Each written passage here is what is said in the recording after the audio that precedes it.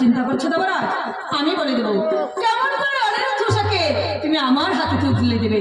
হে রাজন, তুমি ইন্দ্রপুরীতে করবে নৃত্য গীতের আয়োজন, আর সেই নৃত্য গীতে ৩৩ কোটি দেবতাকে তুমি করবে নিমন্ত্রণ। নিমন্ত্রণ করবে তুমি ওই অনিরুদ্ধকে, তারা এসে করবে নিশ্চয়ই দেব বিদ্যমান, আমি এসে করবো তার ভঙ্গ, চালে ভঙ্গ দেখে দেবো তারা মনে প্রবেশ। আর সেই কারণে তুমি তাদের দেবে অভিশাপ, অভিশাপ দেবে তুমি ওই কাজের উপর, ওই মস্তধামে থাকবে তারা দ্বাদশ বৎসর।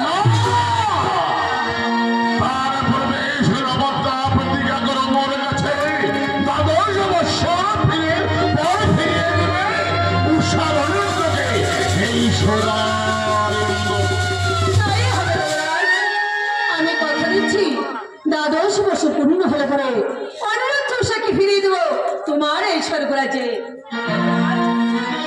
এবার তাহলে আমি আসি, আমার প্রণাম গ্রহণ করে দেবো না।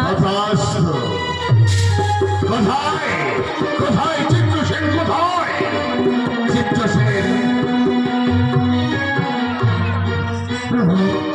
আমার দেখছি প্রভু, আপনার চরণে আমার সতী কৃপা।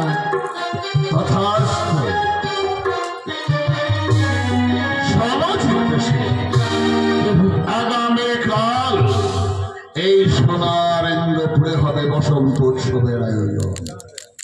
যাও যাও, সকলে দেবতাকে তুমি করো আরোহণ, স্বর্গের ৩৩ কোটি দেবতাকে তুমি করো নিমন্ত্রণ, তৎসঙ্গে উষার অনিরুদ্ধকে করবে তুমি নিমন্ত্রণ।